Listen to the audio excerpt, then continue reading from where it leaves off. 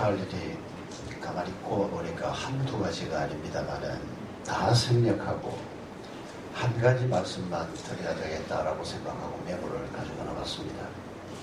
사도행전 28장 31절 말씀 때문에 저도 축하받아야 할 사람이고 또 이 축하를 하나님께서 주신 말씀에 근거해서 우리 은혜 사랑의 교회 성도 여러분들에게 또 성전으로 지원받고 있는 우리 모두에게 축하의 말씀을 전하고 싶습니다.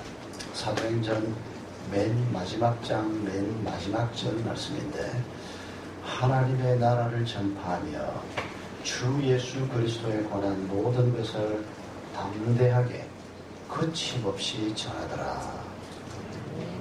수도 없이 읽었던 말씀입니다.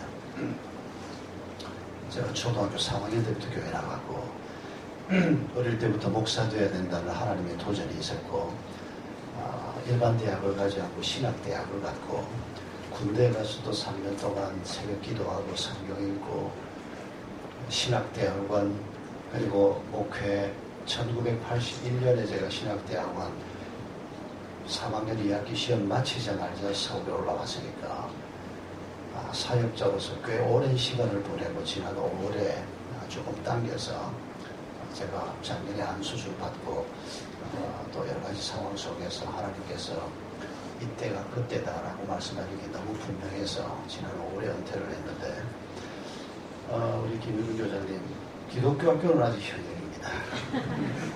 이사장직을 12월에 우리 윤만순 목사님하고 취임식을 하게 돼서 아직은 제가 현역이긴 한데 금년 한 해 동안 교회 목회 현장에서 물러나서 자기를 돌아보면서 말씀을 읽고 묵상하는 중에 이 사도행전 말씀을 해설을 해놓은 한 학자의 글을 읽으면서 한 며칠 동안 아니 지금까지도 이 말씀만 생각하면 마음에 기쁨이 생기고 여기에 담긴 하나님의 축복이 너무도 놀랍다는 생각을 하게 됐습니다.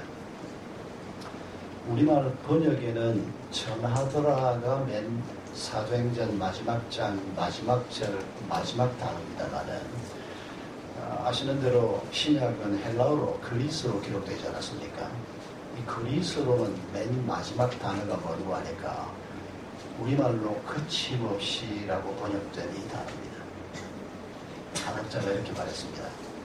이 단어가 거침없이라고 하는 이 단어가 사도행전의 핵심 단어예요. 하나님께서 우리에게 주려고 하는 신약에 세워지는 모든 교회를 향해서 주려고 하는 가장 축복된 말씀이다. 그 말씀에 동의하지 않을 수가 없었습니다. 여기 거침없이라고 번역되어 있는데 또 다르게 번역하면 아무 방해 없이 어떤 장애물도 없이 이런 단어입니다. 이 단어가. 여러분 이때 지금 이 말씀을 기록하던 하나님이 누구를 보고 이 말씀을 기록했습니까? 사도 바울을 보면서 이 말씀을 기록했습니다. 그때 사도 바울이 어디 앉아 있었습니까? 로마 감옥에 앉아 있었습니다. 아니 로마 감옥에 앉아서 발에 쇠사슬을 메고 앉아있는 죄수인 사도 바울 그리고 그의 입으로 전파되는 하나님의 말씀 하나님의 나라 얘기를 놓고 오고 올 하나님의 백성들에게 지금 주님께서 말씀하고 계시는 것입니다. 교회가 장애물을 안 만났다고요? 무슨 말씀이십니까? 가는 곳마다 장애물이었는데 수많은 반대자들이 있었고 테러를 감행하는 자들이 있었고 사도 바울이 겪은 고통을 바울 스스로 얘기했지 않습니까? 49대 태형을 몇 번이나 맞았고 죽을 뻔했다고. 태풍 유라굴로는 어떻습니까? 온갖 어려움을 다 겪으면서 복음을 전하고 이제 순교를 눈앞에 두고 있는 하나님의 사람을 우리에게 얘기하면서 거침없이 아무 어려움이 없이 아무 장애물이 없이 하나님의 나라를 담대히 전했다. 여러분 우리가 죽는 날까지 이 말씀을 잊지 마십시오. 우리에게 어려움이 없다는 얘기입니까? 아니 어려움이 있는 거 뻔히 알면서 하나님께서는 무슨 이런 말도 안 되는 말씀을 하시나 하나님이 바울에 의해서 일을 하셨으면 어려움이 없다고 말씀을 하실 건가? 아닙니다. 하나님은 우리가 현장에서 겪는 눈물과 아픔을 너무도 잘 아시는 분이십니다. 그래서 우리가 천국에 입성했을 때 계시록에 말씀하지 않습니까? 하나님께서 우리의 눈물을 닦으실 것입니다. 하나님이신 그분이 이 땅에 와서 배신당해보시고 굶주려보시고 모욕당하시고 온갖 천대를 친히 33년 동안 당했지 않습니까? 현장은 몰라서 하는 말씀이 아니고 하나님이 우리에게 이 마지막 거침없이 아콜로토스라고 하는 이 단어를 통해서 우리에게 하시고자 하는 말씀은 축복의 말씀입니다. 어려움이 있더라도 그 어려움 때문에 넘어지지 말라는 것입니다. 그것 때문에 너무 가슴 아파하지 말라는 것입니다. 그것 때문에 죽겠다 그러지 말라는 것입니다. 왜요? 시간이 지나고 나면 하나님께서 베푸시는 성령의 도우심과 하나님의 은혜 가운데 그 순간을 통과하고 나면 그게 놀라운 축복이었다는 것을, 그 고통의 순간을 통해서 우리 속에 오늘 우리 총장님 말씀하신 것처럼 그리스도를 닮아가는 성전이 지어지는 놀라운 일이 우리 속에서 벌어지게 되고 공동체가 만들어지고 인류 역사상 존재해본 적이 없었던, 여러분 1세기 교회가 바로 그런 교회 아닙니까? 어떤 인간 그룹이 그런 공동체를 만들 수가 있습니까? 어떻게 그렇게 고귀한 꿈을 꿀 수가 있습니까?